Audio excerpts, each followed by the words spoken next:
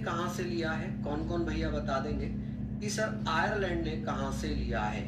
तो इंपोर्टेंट है कि सर आयरलैंड ने कहां से लिया है ये, तो आप कहेंगे सर आयरलैंड ने DPSP directive principle of state policy Spain के संविधान से लिया। कहां से? स्पेन के संविधान से। ये अच्छा क्वेश्चन पूछा जाता है, स्पेन के संविधान से, स्पेन के संविधान से, कि भैया आयरलैंड ने कहां से लिया है राज्य का नीति निर्देशक सिद्धांत? स्पेन से लिया। उद्देश्य क्या था, किस उद्देश्य से ये शामिल किए गए थे?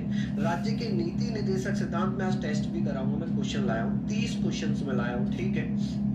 मैं यहाँ पर इसके क्वेश्चंस भी लेकर आया हूँ कि किस प्रकार के क्वेश्चंस आते हैं, ठीक है। तो यहाँ पर आप लोग ध्यान रखेंगे कि सर क्वेश्चंस कैसे कैसे पूछे जाते हैं। मैं आज क्वेश्चंस भी लेकर आया हूँ, 30 क्वेश्चंस में लेकर आया हूँ, ठीक है। तो यहाँ पर हमने बात करनी है कि सर ये बताइए जो डीपीएसपी है राज्य का नीति निर्देशक सिद्धांत है, हम इसके बारे में बात करेंगे कि सर डीपीएसपी इसका उद्देश्य क्या था, किस पर्पज से इसको शामिल किया गया था। इनका मुख्य उद्देश्य था कल्याणकारी राज्य की स्थापना करना, to establish a welfare state, to establish a welfare state.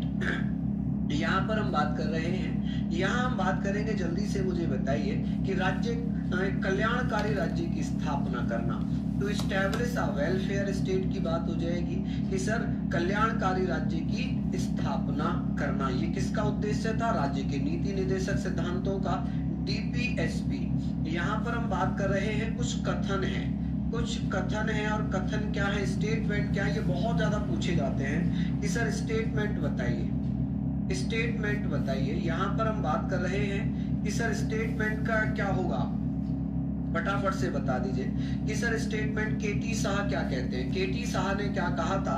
आप कहेंगे सर राज्य के नीति निर्देशक सिद्धांत ऐसा चेक है जो बैंक की सुविधा के अनुसार अदा किया जाता है।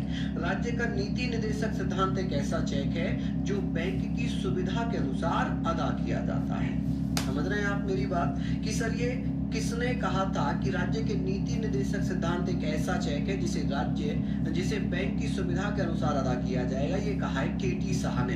केटी शाह कहते हैं जैसे बैंकों में रुपया होता है, लेकिन आप उनके पास मांगने गए, भाई आपका पैसा है, आपके घर में शादी है, कोई फंक्शन है, आप गए कि भाई मुझे 5 लाख 4 लाख रुपए चाहिए, 10 लाख रुपए चाहिए।